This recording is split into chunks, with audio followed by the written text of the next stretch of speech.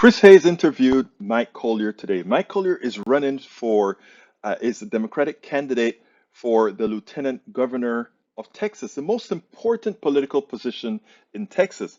Luckily, I think uh, the Democrats have selected the right kind of candidate because he has the disposition to not only win the the the demographically urban areas, the demographically rural area, the demographically exurbs and suburbs.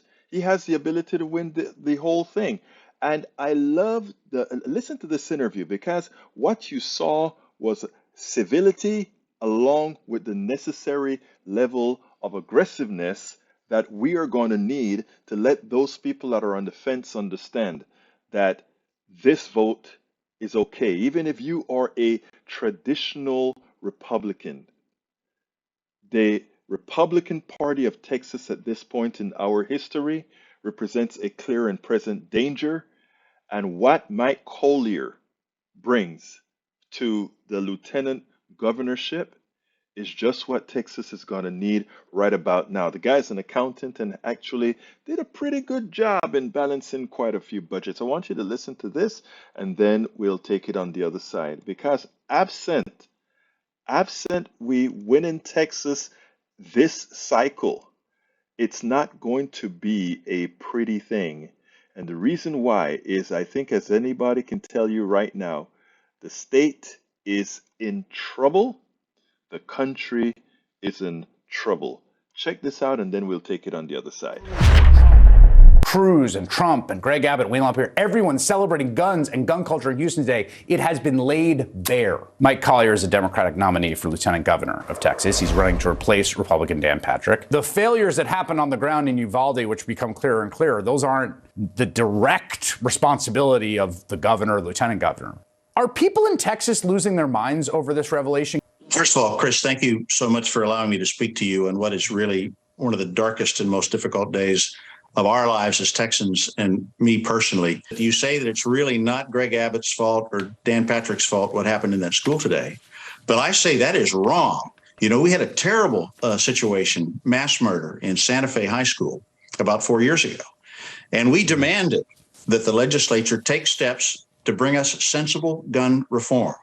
And we insisted that if they did nothing, that it would happen again, that more children would die, and that they would have blood on their hands. And that is exactly what happened. And they do have blood on their hands.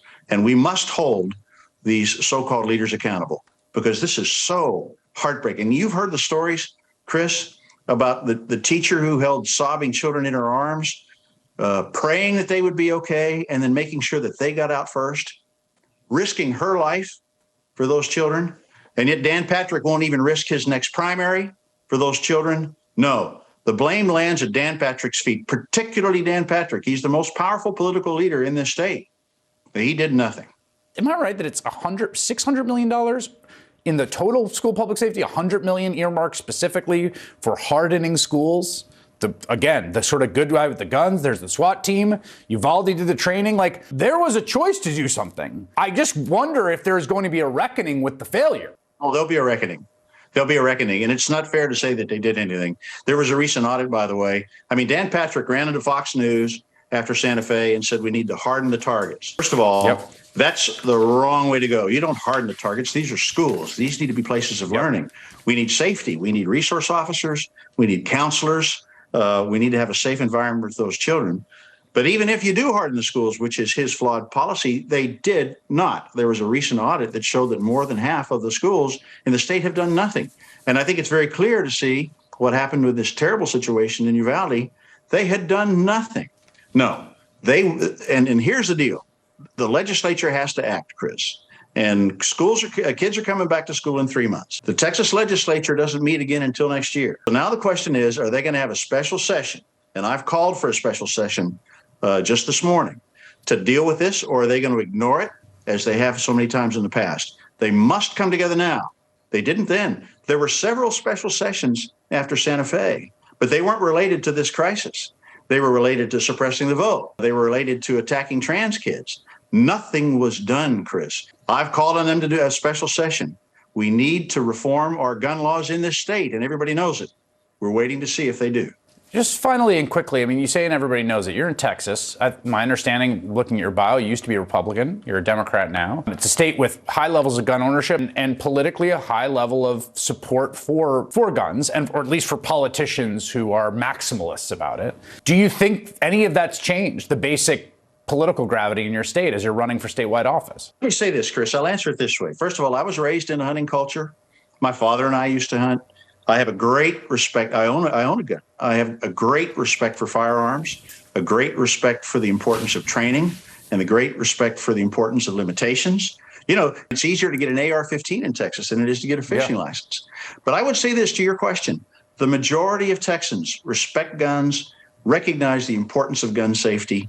We want sensible gun laws. It is a very, very small group of Texans that Dan Patrick panders to, and particularly the NRA and the gun lobby that he works for. He doesn't work for us. And you'll see that Texans are going to go to the polls, and we're going to make sure that our voices are heard. Collier, wow. I love the way he challenged Chris Hayes, where he said, no. The governor is directly responsible for those killings in Texas. And number two, they really did nothing after the last massacre here in Texas.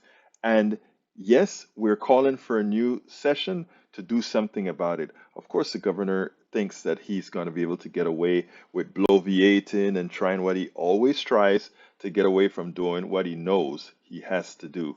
We'll see what works, but I think we are on a good path. That interview that Mike Collier just gave, excellent. And the challenge that Beto O'Rourke did tells me that we're going to have a 1-2 punch ready to go, ready to win in November. We spend a lot of time deconstructing the news, trying to parse it into a form that everybody can understand. We try to find those little nitpicks where it flies above the fray, etc.